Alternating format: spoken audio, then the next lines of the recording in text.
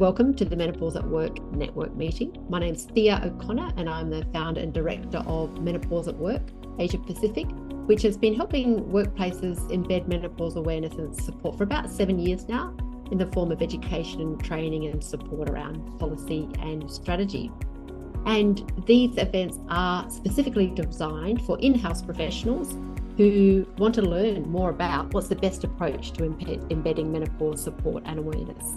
So this is an opportunity to connect, to hear from your peers, and to learn from other experts as we're going to be doing today. Thank you so much for getting up early, Kathleen, to chat with us today. Really appreciate that. So the way I first connected with Kathleen was back in 2018, and I was stumbling into and through menopause myself and realizing, whoa, what a gap in workplaces. And at that time, I came across the research that Kathleen had done with Gavin Jack, I think it was, from Monash University. They'd done some really good research, and they'd also developed a really good resource pack for organisations. So if you're not aware of that, it's called MIPO, Menopause Information Pack for Organisations. And it's got some really great resources in there. And we'll drop a link in the chat so you can access that if you want to. And since then, this resource pack has been downloaded by about 18,000 people in 52 different countries. And we ended up on a Life Matters interview on World Menopause Day 2018. And that was at a time where there wasn't much conversation in the public domain like there is now. And it felt a bit like coming out, around menopause on national radio. And of course, things have really changed since then, which is great. And Kathleen has played a really important part in that change through her research and through her advocacy. But I guess now for the official stuff. And so Kathleen, she's a Professor of Management at the Adam Smith Business School, University of Glasgow, and she's also an Honorary Professor at Monash University. And she's also the chair of the soon-to-be-released ISO guidelines for workplaces on menopause and menstruation, which we'll touch on a bit today. And she's also a key advisor to the Scottish Government on this issue.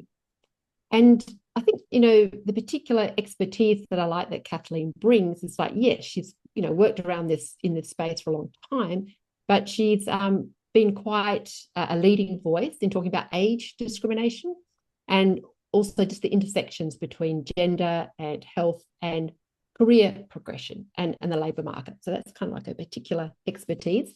And today we're really just going to be dipping into different areas of Kathleen's work to give you a little bit of a taste, I guess. So firstly, Kathleen, I'd like to start by tapping into your expertise regarding menopause as an intersectional issue, which I'm sure you will elaborate on. And, some say that menopause serves as a nexus of bias. And I thought, oh, that's an interesting phrase. Can you explain what that means? Do you agree? And how is that relevant to our career progression? Of course. So first of all, thanks so much for inviting me. It's nice to be in an Australian audience once again, because of course I spent many years in Australia and Melbourne. So I think if we jump right in and think about intersectionality, so what is intersectionality? Well, intersectionality is a coming together of different points of power relations or marginalization in some way. And the idea around it is that the sum is greater than the parts. So when we're talking about menopause as an intersectional phenomenon, what we're talking about is it's not simply the complete experience can be explained by either age discrimination and bias or gender discrimination and bias. It's when those things come together, it creates something quite particular. So that's what we're talking about in terms of intersectionality. And when we think about this nexus of bias and menopause, what we're talking about is usually, but of course menopause can happen at any time, but usually when menopause happens, it happens at a particular period of life or stage of an employee's career where they may be facing multiple or compounding dimensions that affect that experience of menopause and also affect how it's perceived or viewed as negative or as part of a kind of marginalizing set of circumstances. So without giving a kind of death by PowerPoint, I thought it's really useful just to put up a quick image of what that might look like. And I often talk about this kind of economic iceberg of of menopause. And what we can see from this is, you know, with menopause, we can see there are certain things that are more visible around menopause. So we can think about age. We know that underemployment happens around women who are more likely to be going through menopausal transition. You mentioned intersectionality as well, where those different compounding factors come together to produce bias impacts. And we also know that sector has an impact as well, where women work and what kind of work they do. But underneath the surface, we also have these other kind, the other kind of compounding factors. So we know that all things being equal, women are 3 to 4% more likely to be at risk of poverty. We know that life shocks can happen, such as later life and midlife divorce. There's often a phrase, the silver splitters.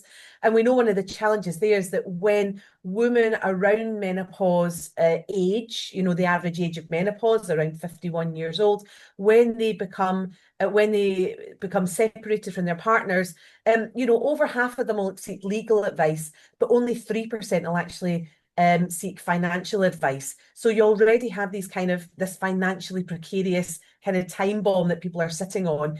We know that they're more likely to let go of their pension rights in order to keep a house, particularly if they've got caring responsibilities, which again puts them in kind of a financially precarious position. And we also know that there's housing security. So in Australia, for example, we know that older women are the fastest growing group of homeless in the country. But they're not the kind of homeless that we typically see. They're often called the hidden homeless because they're not on the streets. They're often, you know, in precarious accommodation or insufficient temporary accommodation, sleeping on people's couches and rooms. So there's all these kind of hidden aspects. So I think when we talk about menopause as a nexus of bias, we're not just talking about the aspects of, you know, age or intersectionality. We're talking about this whole of life approach when menopause often happens at a time of life where we can see that there are trajectories that are going to disadvantage women in particular ways. But the other aspect there, you can see I've got some clouds there, is the aspect of gendered ageism. And we know that menopause is a really important aspect of this idea of gendered ageism. And gendered ageism is when we have the idea that women, for want of a better phrase, are never the right age in terms of stereotypes and perception in the workplace. So when they're younger, they're often kind of seen as blighted through a perfection principle. They hyper focus on the 1% they did wrong rather than the 99% they did right. Then they go through a stage of a kind of +1 accommodation where they're seen to be obsessed with getting a partner in some way. These are, of course, negative perceptions and biases. Then they're seen as being distracted from careers or from the workplace because they're looking after younger children or elderly parents. We know that there's some truth in that, but we don't know how that affects their approach to the workplace. And then when we get into that kind of menopausal stage, we know that midlife women are seen as either invisible, so they're not seen as, you know, the prime candidates for career development, or consequently they're seen as hyper visible and problematic. That kind of, you know, enduring stereotype of the cranky old woman who just won't shut up and just will kind of cause trouble.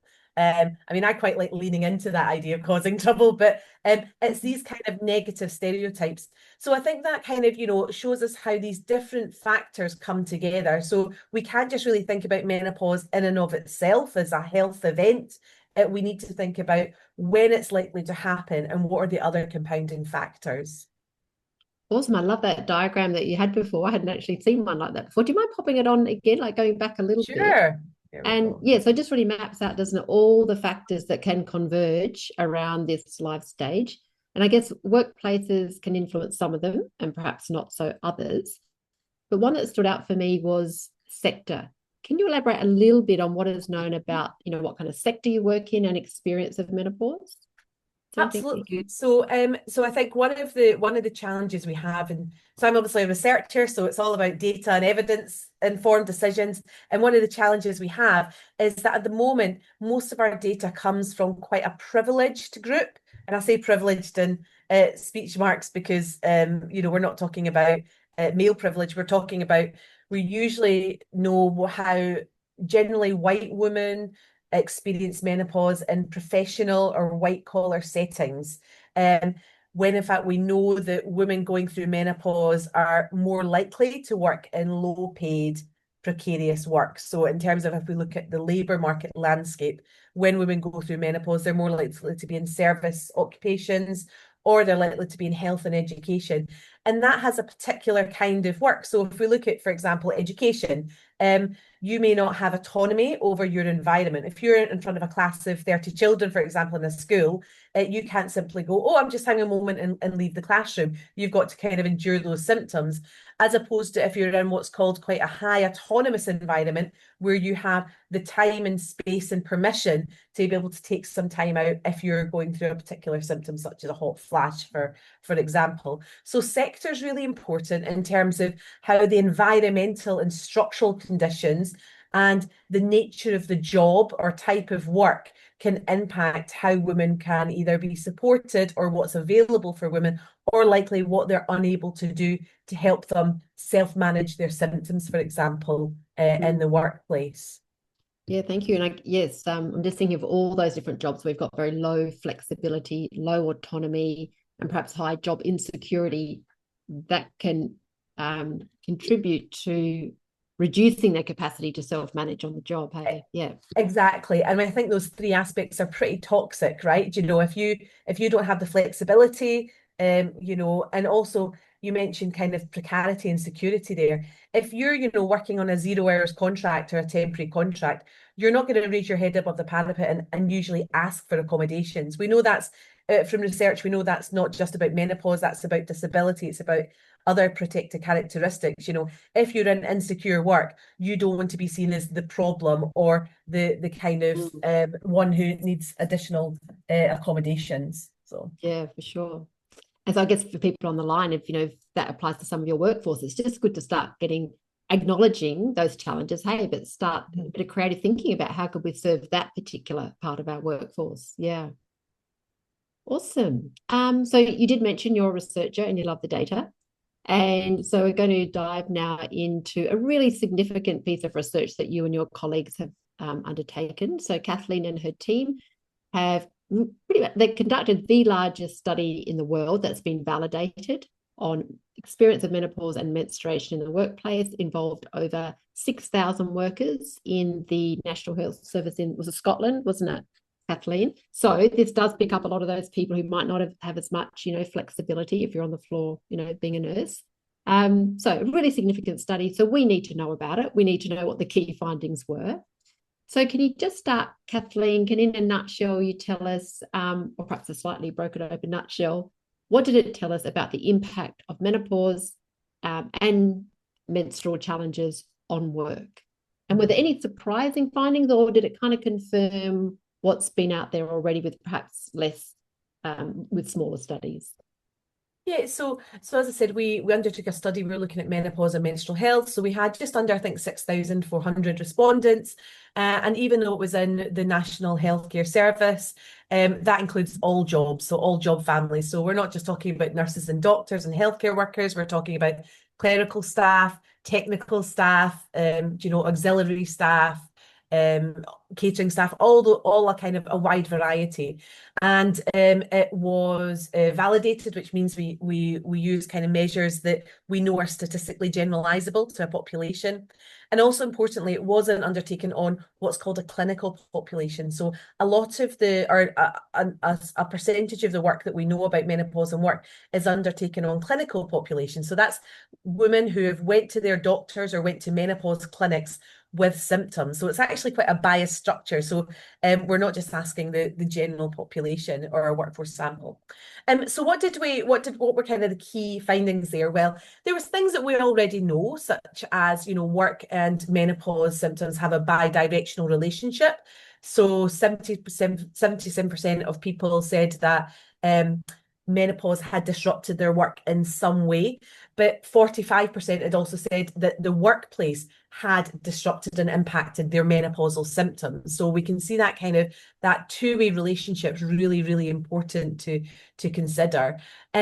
We also saw that the way that people were managing their symptoms was often through ignoring them. So around 3/4 of those who responded said, well, if you have disruptive symptoms, so not just any symptoms, disruptive symptoms, and by disruptive symptoms, what we mean is that you have to change or alter your business as usual because of that symptom. We know 3/4 of them were just trying to power through it. So they were just trying to ignore it or suppress it and just work through it. And I think probably for me, what was one of the more shocking findings was that around 1 in 5 were changing how they ate and drank at work. Now, for someone who is interested in occupational health and safety and risks at work, that's a huge challenge, because if you have people who are dehydrated or not eating on the job, that's going to have a number of impacts on their concentration span, on their general health and wellness. So huge kind of risk factors there. But they were doing that in order to try and self-manage symptoms or limit symptoms. So for me, what that does is it brings the need for menopausal support, not just as being an equality, a D&I issue. It's actually about an occupational health and safety issue. And that's actually, for me, that's how we should be really starting to talk about menopause at work. So they were some of the kind of key aspects. I mean, some others that were really quite shocking to me was that, people were taking sick leave, but 16% of respondents were using their annual leave to manage their symptoms. And that's a problem, because we want people to be using their annual leave for other things, right? Other than just kind of mitigating their problems. So that was that was quite notable to me, that women are having to use their sick leave for that. On a kind of positive note, I guess what we found was that your line managers and your supervisors are the key difference. They're the change makers.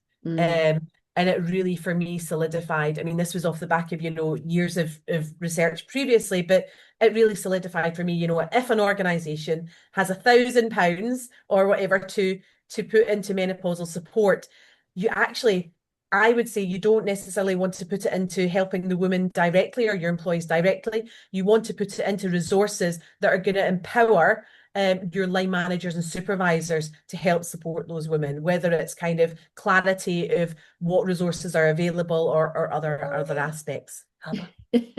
Sorry. Hello. No. It's keeping it real, isn't it? Yeah, exactly. It's school holidays here just now, yeah. So sorry about that. So I think for me it was really that line management and supervisor support is the kind of the key, the silver bullet. So yeah. And just jumping back a little bit, you said 75% of respondents said that they pretty much just try to ignore it or power through. So I guess that's confirming that the default position is still kind of like, let's not talk about it, let's ignore it. So that's a big chunk that needs changing, doesn't it? And correct me if I'm wrong, but I also think, one of the other debated stats is, does it lead to women leaving the workforce? I think, what was it, 5% of those experiencing menstrual challenges said that in the next 12 months they intended to leave, and 10% of those experiencing menopause symptoms said they were likely to leave in the next 12 months. Did I get that right? Yeah, so there's a lot of figures around, there 1 in 4, figures, 1 in 10. I, in general, I don't kind of lean into those figures, partly because they're not generalizable. So this is from particular samples, and I think what sometimes that belies is that women might want to leave, but they can't because of financial insecurity. So I think they're useful for us to think about that this is an area that can affect employee engagement. And employee engagement isn't just about leaving, it's about kind of presenteeism, it's about underemployment, people not being employed in the capacity that they want to or wish to because they're not being supported. But it's part of a broader picture.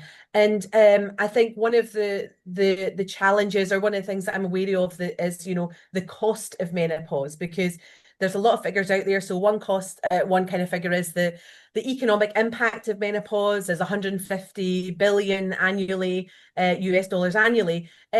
But we need to put that into context. I mean, women contribute 50 trillion US dollars annually to the global GDP. I mean, this is kind of that 150 billion is peanuts if we don't think about what the potential economic contribution of women can be if they are in supported workplaces that allow them to work through menopause. And we have to remember a vast majority of women can work through menopause in some capacity, if they are supported in a hospitable and not a hostile working environment. Yeah, for sure. So as you said, even if they're having really challenging symptoms, if they're given support, they can still keep on working. So when it comes to support, what did you find in the survey that your employees said they wanted? And or what's kind of come out of this? It's what you think are the best kinds of support. Yeah, so I think, I mean, and I think, give me saying, this is the thing that makes the difference. Kathleen, just your camera is glitching a little bit. If it continues, I'll get you to turn your camera off. But sure, keep going. Yeah. No problem. So that line manager and supervisor support piece is important, because that first conversation is so important, and it's not about, when I talk to organizations and policymakers, I say, it's not about your line managers having a deep expertise in menopause. It's not that it's their specialist topic, they can go and do a quiz on it. It's about them knowing that it's their responsibility to support their workforce. And the best, most affirming conversation they can have if someone comes to them to disclose menopause is saying, thanks so much for telling me. We really value you as an employee. I'm not quite sure what we can do, but I'll get back to you. Okay. They don't have to have the answers there, but they have to have an affirming conversation. And then they have to know where to go in the organization to get that support and what support and resources available. And I think that's the one that makes the difference. And time again, we were hearing that from employees. That's what made the difference. You could have two people working in similar jobs and at the same organization with the same job family and job function. One had a supportive manager and was still working full time. Another one wasn't, and they were working part time with a view to retiring. So that's the one that really, really makes the difference. Yes. There were also things that came up that didn't work so well that we often think about. One of the key ones was having a single point of failure, often through championing. So you had someone who was really passionate, often with lived experience, about kind of putting this on the agenda. They were doing lots of stuff, and then that individual left. Okay, they left for a promotion or they left for something else, and all the support stopped. So I think there was a real lesson in there in terms of how we think about championing. Yes, championing is really important. Menopause champions are really important, but it should be structurally embedded. Someone should be given resource. They should be given time to do this as part of their job role. It shouldn't be just down to an individual, this being an extra project they have to do. And I think that was really, really important, because time and time we saw that happen. Workplaces were making great inroads because of one person, and then that one person left and they found that everything just disappeared. So I think that was one thing that was really, really quite stark about what didn't work so well. You really need to embed it into structure and culture. Yeah, and that's really important, because I'm noticing often here in Australia, people say, well, what kind of organizations are doing this? Are there any common traits? And I go, no, it's usually just that organization had one passionate woman, brave person who was willing to speak up and, make change. So it's across a huge diverse industries, and that's brilliant. But if you're that passionate person who started it, just be aware, what's your succession planning and what can be done to embed things so that when you leave, it doesn't all die. Exactly. I mean, like I love change makers, right? Like they just it's absolutely fantastic. But I also have a problem with them becoming almost, like having additional labor, especially when they went through a lived experience of menopause, in workplaces thinking this is an easy way to do it. So, change makers are fantastic. But one of the best phrases that I ever heard was, I was talking to someone, this was in the banking sector, and we were having a conversation about it, and it was the executive were having were having a meeting with someone who was one of these change makers, a fantastic woman, and the CEO said, well, my job is going to be making what you do redundant. And now that sounds like quite a shocking phrase, but what he was effectively saying is kind of, I want to make sure that you don't feel that you have to do all this work in championing because it is embedded across the organization. And that's really exactly what we want. We want, you know, these people to be able to enjoy the support that they have and enjoy the work rather than constantly feeling that they're pushing up an uphill, you know, they've got an uphill battle and that it all goes when they leave. Yeah. Okay, so in terms of, you know, workplace support, you're really highlighting the importance of supporting the managers to be able to support their staff and helping them recognise what they're not responsible for. They don't have to be menopause experts. They just know how to have this conversation and know how to adjust the workplace factors. They do not have to become the doctor. And I absolutely concur with that. And it was also interesting that I noted in the survey, it was, you know, 80-90% of the employees were asking for this as well. Like there was a very high level of, I think it was 80-90% saying, yes, training our managers is what you need, what workplaces need to be doing. But you've also, so obviously that's at the heart of becoming menopause friendly. You've also developed a little model, haven't you, Maple, which applies to people experiencing menstrual challenges as well. Do you want to speak to that quite quickly? Because we all love an acronym, you know, and we can all remember it. We love an acronym too. So Maple, and this is in the report, I think you put a note in it. So originally I actually started off as looking at menstrual health, but it's been adopted to look at menopause and menstrual health. So Maple is basically, you know, if you're thinking about what aspects you have to think about, it's a quick way of thinking about the different areas. So Maple stands for M, which is either micro-leave or micro accommodations. These are low resource, high impact solutions that people are already doing, and you think about how you can scale them in your organization. A is for allyship, making sure that you're thinking about menopause as something that affects directly or vicariously everyone in your organization. So we all have a responsibility for that. P is about the physical environment. What are kind of some of the structural and environmental aspects that may be enabling or prohibiting kind of a menopause friendly culture. Line management, L is for line management. I think I've spoken about that already as being the key pillar. And E is for education and awareness. So thinking about how you're going to think about this, not just as a one-stop shop. You know, you talk about it every International Women's Day and International Menopause Day in October and March, but thinking about how are you going to embed it in your business as usual? How are you going to make sure that you're mainstreaming it into your broader kind of suite of how you're educating and socializing your employees towards a menopause-friendly culture? So it's just a really nice heuristic way of thinking about it, and it's in the report as well. So to start that conversation. Awesome. Yeah. And so we'll drop a copy of that research report in the chat box, which talks about the Maple models. That's one way of thinking about it. Let's go to stigma, because you say that to truly create a more supportive environment, we have to tackle the stigma and we have to do it head on. Why so? And how can workplaces actually do that? Yeah, so I think the important thing is about menopause support is that we can't just be in a kind of celebratory mode the whole time. You know, we can't just be kind of saying, isn't it fantastic? We need to talk about it, because that actually doesn't get rid of this kind of underlying vein of stigma. Now, stigma is basically a marker that causes bias, often through being problematized or inflated in some way. And it's often a misrepresentation of a marker. So menopausal stigma would be by virtue of being viewed as a body that is going through menopause. You might not even be going through menopause, but by being viewed as or perceived as a menopausal body, you are seen as de facto problematic. So not as committed to the workforce, a more problematic worker, more likely to, behave in a particular way that isn't becoming in the organization, and less credible as a professional or worker. Okay, that's what stigma's around. And I think the really important aspect around that is that we need to really tackle those insidious biases, because if we don't tackle them, we're going to be building all our support on a house of sand. It's going to be kind of existing without that stigma. And I think without tackling that stigma, and I think that's one of the challenges as we head into perhaps a less generous cultural terrain around ED&I around the world, is that we've not done a good job of tackling this stigma. We've done a lot of celebrating diversity, but not tackling those deep-rooted, challenging problems.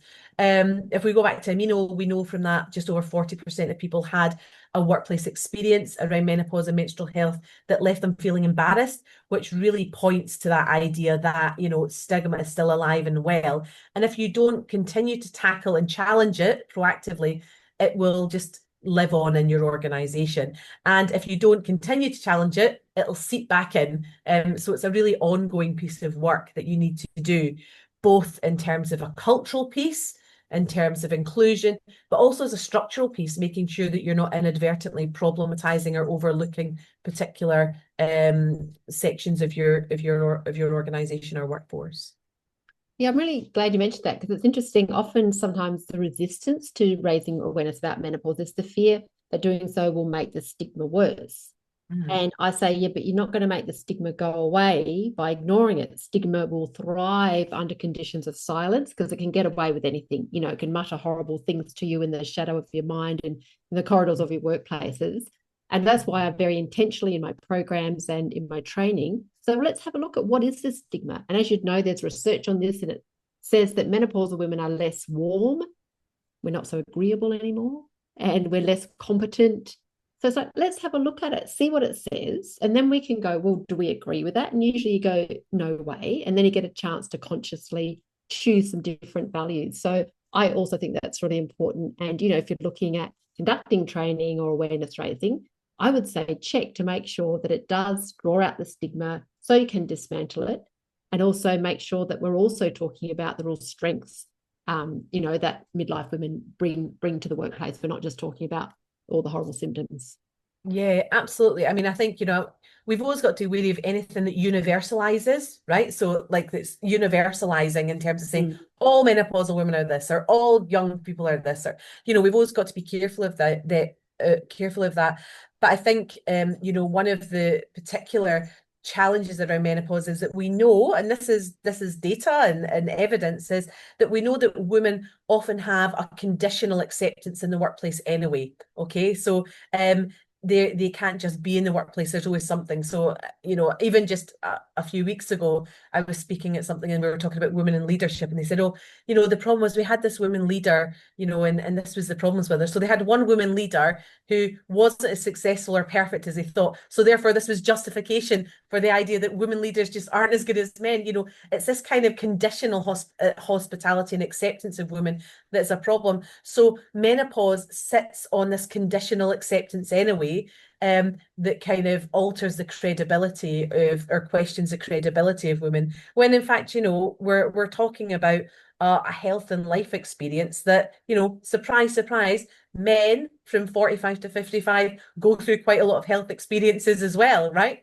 And are more likely to go through a lot of health events as well. So I think it's really that balance that we have to maintain. I fully advocate, if a woman doesn't want to disclose her menopausal status or symptoms, that is absolutely within our right. And I certainly wouldn't advocate for managers going and asking people, are you a bit menopausal? That kind of outing. But what I would say is that everyone, women and employees, have the right to work in a workplace that is not inhospitable to a particular group. So Yeah, sure. Thank you. Thanks for that. And just finally, before we go to questions, as mentioned, you are the chair of the soon-to-be released ISO guidelines on menopause menstruation. So thank you for helping to make that happen. That's going to be awesome. And so this has been quite a long process. I've been on the national working group and kind of seeing, oh, that's how they do things. But it's brought you into contact with so many different people and organisations around the world. We would just love to hear, what kind of industry insights have you gleaned in that process around, how is this issue being promoted, accepted, taken up, rejected? Love to hear your insights there.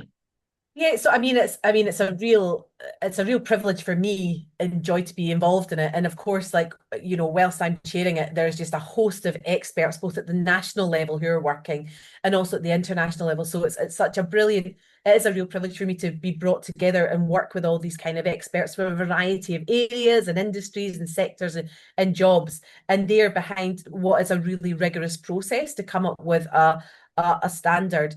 Now, universal global standards are difficult, and for some they're problematic by their nature. But I think we have to go through a process to think about, well, what is a good enough, or what's a good enough benchmark from which people can start from? I think, talking to people from around the world, what's very, very clear is that we have to be very careful about how we think about culture. So we have workplace culture, but we have national cultures. And I think some of the most effective policies are not policies that have challenged deeply rooted social and cultural norms, even if they're problematic, but they've recognized that that is a big job and probably not one they're going to be able to do. But what they can do is they can work within a culture to make sure that we have kind of respectful and workable solutions for individuals. So what's been interesting is how they approach that education and awareness piece.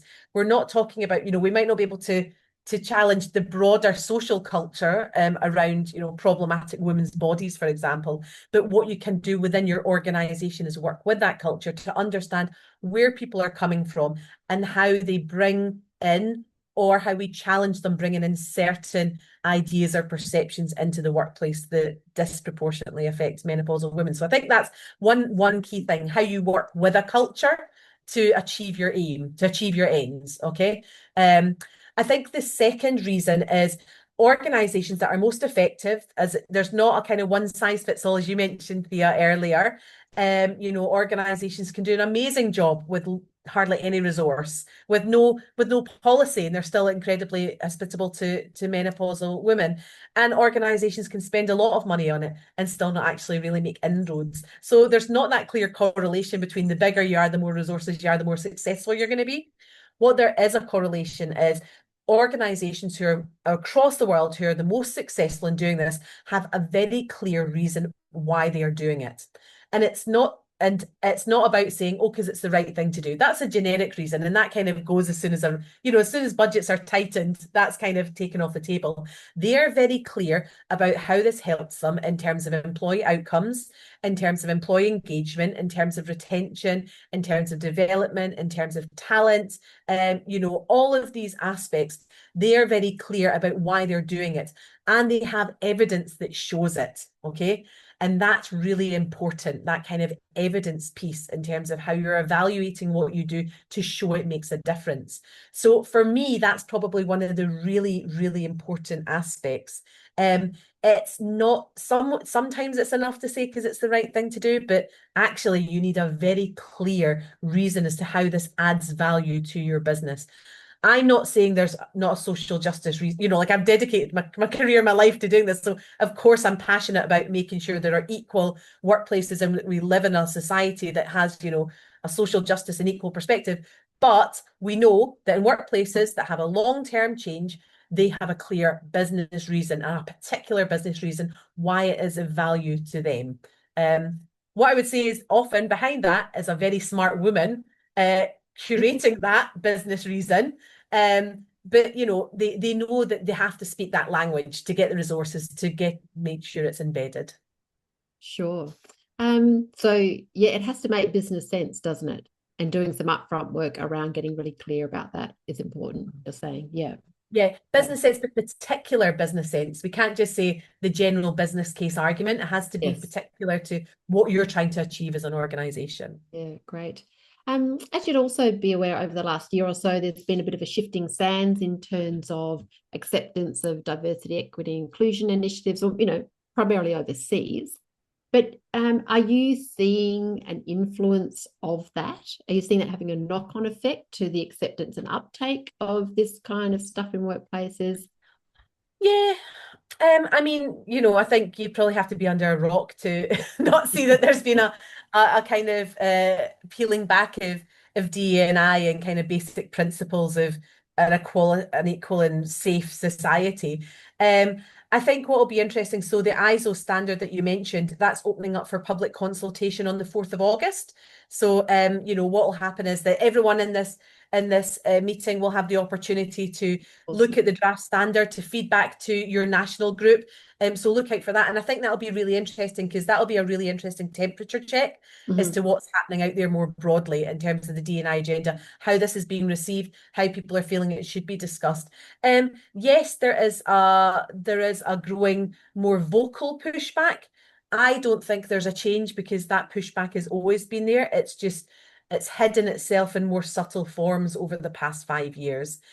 So I don't think there's been a change. I think it's just been more explicit. And without undermining it, in some ways it's a lot easier when things are explicit, because you can tackle them head on and you can say, actually, factually, you're incorrect. Actually, the evidence shows this. So what I see in my work is that I'm doing a lot more fact checking and a lot more correction. But, that's great, because I wasn't able to do it before, because it was all under the surface. Everyone was keeping these biased, misogynistic views, underneath the surface. So I think, what it's showing us is that, we need that evidence, and we need those kind of pieces and evaluation as to why it's important. But these things have always existed. I don't think, people have decided to, all of a sudden be misogynistic or ageist overnight just because a certain world leader normalizes it. It's always been there. It's just picking up on things. And I think sometimes when things are more explicit, that actually is a call to arms for us to kind of be more strident in the evidence that this is really important. Yeah, that's a good take on it.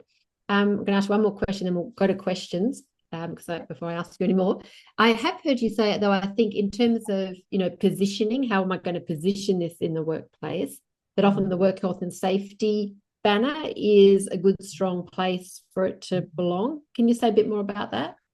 Yeah, so I think, as I mentioned earlier, and this is some work that we're actually doing just now, is that I do have a clear conviction that if we keep menopause at work as just an ED&I issue, we're really kind of undermining the potential it has to help support and create a resilient workforce, and one that wants to work and can work, and and stays with us working.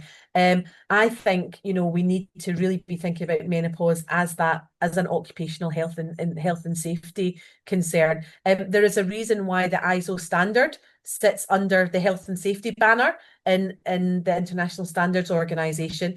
But also what we know is health and safety legislation in a lot of at least global north countries is enshrined historically. It's there. So how can we actually use that, use the way it's embedded in organizations as a legitimate occupation? And it's something that they have to legislatively uphold to make sure that menopause stays on the agenda, and that menopause support is actually embedded in structures and systems and practices.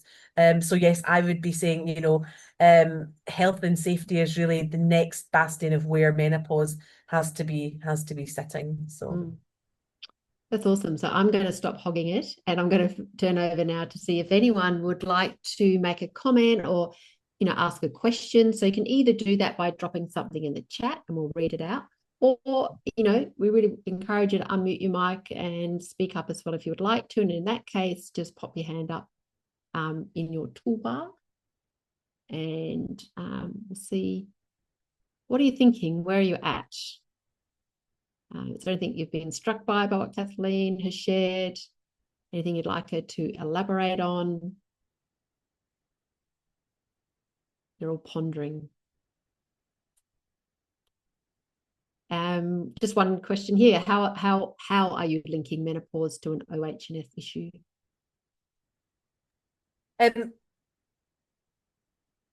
So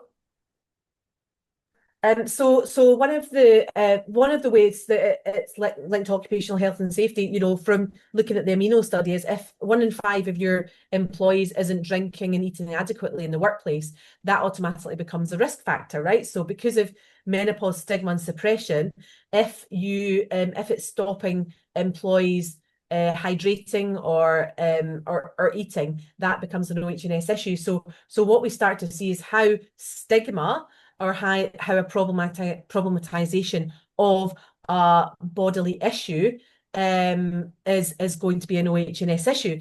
But also, if we actually look at what a lot of legislation, at least in the UK and in Australia, workplace occupational health and safety acts and legislation puts a duty of care on the organisation to provide a safe working environment. And what we know is some organisations and some workplace environments are not taking into account different kinds of bodies. That's not just women's bodies, it's the bodies with disabilities and other bodies as well. So there's a very clear line in terms of what workplace health and safety legislation states the organisation has to do. And then it filters down into organisations to be actually quite a technocratic approach, where they kind of look at risk assessments, for example. Where in risk assessments are we looking at particular bodies? And we know I've done a lot of work with occupational health and safety professional bodies, and they're only actually now starting to look at, how some of their instruments and some of the tools that they use may be inadvertently ignoring or overlooking particular bodily experiences of their workers to their detriment. So that's one way that we can kind of think about OH&S. I think we can say, well, I'm not sure if this is going to work, but actually we have to start thinking about what occupational health and safety legislation says we should be doing, and then how we technically adapt or apply those principles in the workplace as being perhaps not satisfying the support and protection of all bodies in the workplace. And Kerry, we actually did, our last network meeting was on, is menopause a hidden work health and safety issue? And we've looked at all the different ways it does fit under that banner. So if you go, actually, Andrea, I might get you to hunt up the Menopause at Work network page, because we've got a recording of it there. So you can have a bit more of a dive in. Someone talking about, how do we measure change? So that old piece around evaluation, I'm always encouraging workplaces to evaluate. And I know it's, extra work, extra thinking, but it can be quite simple as well, can't it? Any comments on, got any simple evaluation approaches? So I think one of the key aspects in terms of that kind of speaks to this kind of micro accommodations idea in terms of low resource, high impact solutions. So I think some of the most successful ways of supporting women in menopause is to trial things and see how they work. So I think sometimes we're often quite hesitant just to give things a go and see if they work. And there's nothing, one of the kind of key things is, if people are asking me, what can I do today, is say, don't be afraid to trial things over a short period. Have a discussion with someone and say, right, let's see if this works for you and it works for the organisation over 3 months, okay? If it does, fantastic. If it doesn't, let's go back to the drawing board. And I think that's actually really, really important in terms of thinking about how we, we're not saying we're going to change things forever. We're just kind of thinking that we're open to more creative ways of thinking. So that's kind of in terms of those micro accommodations. I don't know if I answered your question or not. And also, if anyone on the line has done that in their workplace, because I know some of you here have, you might like to just drop some example in the chat box, or even unmute your mic if you want to, pop your hand up, just so we can share those examples. But great, go for it, Jane. Give us some examples. Sorry, I couldn't work out how to put my hand up electronically. So we've done some micro accommodations in our workplace, things like having access to desk fans in our workplace, having access to cold water in our workplace, looking at rosters to see whether we can make adjustments and still meet the demands of our organisation. They're just a few key things that we've identified, but it's really about the leader or having some conversations around what will work best for the individual, because everyone's symptoms are different. So a fan might work for one employee with menopause or perimenopause symptoms, but not be relevant for another. We've also had some really basic type visual aids to help with brain fog with ensuring that we're capturing all the detail. So things like putting stickers on equipment when we've done each step of the task, so that when someone comes back to look at the equipment, they can see, okay, we're now up to this next step, and they're not trying to work out where they were up to. So I think it depends on the workplace, but there's lots of measures, but it's having that consultation with your people. And it comes down to the conversation with the manager, doesn't it? And like Kathleen said, well, let's give this a try. Let's have a bit of a brainstorm and see what we come up with. Yeah. So we don't. I mean, sorry, I was just going to say, Jane, I mean, I think they're great examples. And I think what those examples show is that they're going to help not just menopausal women, but actually in terms of a more inclusive workplace, in terms of, increasing awareness of neurodiversity and thinking about what works in terms of helping make work clear, making work transparent, and also kind of the messaging. I mean, the fan thing's really interesting. I always tell a story of talking to colleagues, and they were saying, one said, oh, I was experiencing hot flushes. So I said to my line manager, next day there's a fan on my desk, no questions asked, okay? And then someone else said, oh, I had to fill, it's a 3-month process. I had to fill in 2 forms. I had to disclose why I needed it to 4 people that I didn't know. Now, they both ended up with a fan that was like, what, $20 or something, but which one actually felt more validated and supported in the workplace?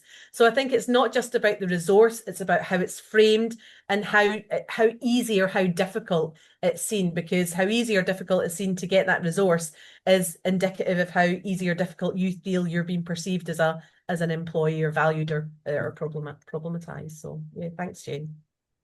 A really good question here, a sticky one around performance management. Have you come across issues of performance management in a menopausal context? I know I have, either problems occurring or worries from employers. Yeah.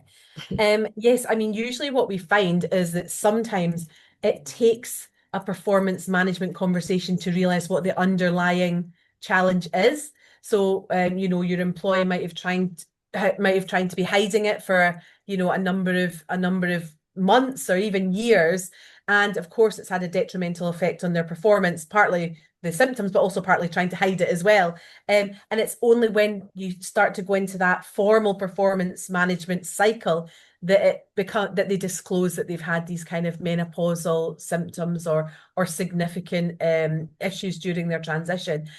So how do we deal with that as a performance management issue? Well, I think it's really important in any performance conversation, and we'll be discussing this in the ISO guidelines, is that you think about what is the job that you're asking them to do and what are the expectations, not how the job is done currently, but what the job is, what are the things that you have to fulfill, and start the conversation in terms of in what capacity can they complete those tasks. It's not about saying, well, this job's been done the same way for 20 years, you're no different, so you just have to do it that particular way. So in some ways, what I see in organizations is performance management conversations are a catalyst for a broader discussion that help people access those resources. At the same time, the job needs to be done. It needs to be done in the way, in a number of different ways, but it does need to be done. But we know that women want to do their jobs. They want to do their jobs well. They're not using menopause as an excuse for not doing their job. We can see this from the way that they try and hide what, and suppress their symptoms. So going into a conversation and thinking, in what capacity and how can this individual fulfill the task requirements and the job requirements of their particular role is far more helpful than looking at, well, they're not doing it in the way that we thought that everyone should be doing it, and has been doing it for 20 years. So, and another way it can get tricky is sometimes the person themselves doesn't even know that it's perimenopause that could be contributing to their symptoms, which picks up on another comment here about, often doctors haven't had the education themselves. So that's where it can get really tricky, but at least you need to inquire whether could a health condition be contributing to some of the challenges that you're undergoing at the moment. Yeah. Just a quick question here. I think going back to your study, were people taking annual leave because they had run out of sick leave or they didn't want to say they were impacted by menopause symptoms? Do you know? So there was in the sample there was a variety of both. Some had run out of sick leave and wasn't able to use it, but actually I would say a majority were actually using it because they didn't want to access sick leave policy because they didn't want to be attributed. So actually they still had sick leave, but they didn't want to be seen as the sick employer. Which of course has a stigma in itself. So they were using it to hide the fact that they were trying to cope with their symptoms. So in a majority of ways, it wasn't that there wasn't sick leave eligible there. It was that they just didn't want to attribute their people to know about their menopausal symptoms, or they didn't feel.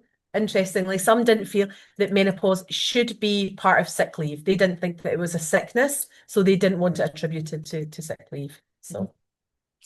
I think I've got someone, you got your child saying, come on, Mum. Melissa, you wanted to ask a question? By all means, unmute your mic. If you wanted to ask something, Melissa McGowan said you've got a question.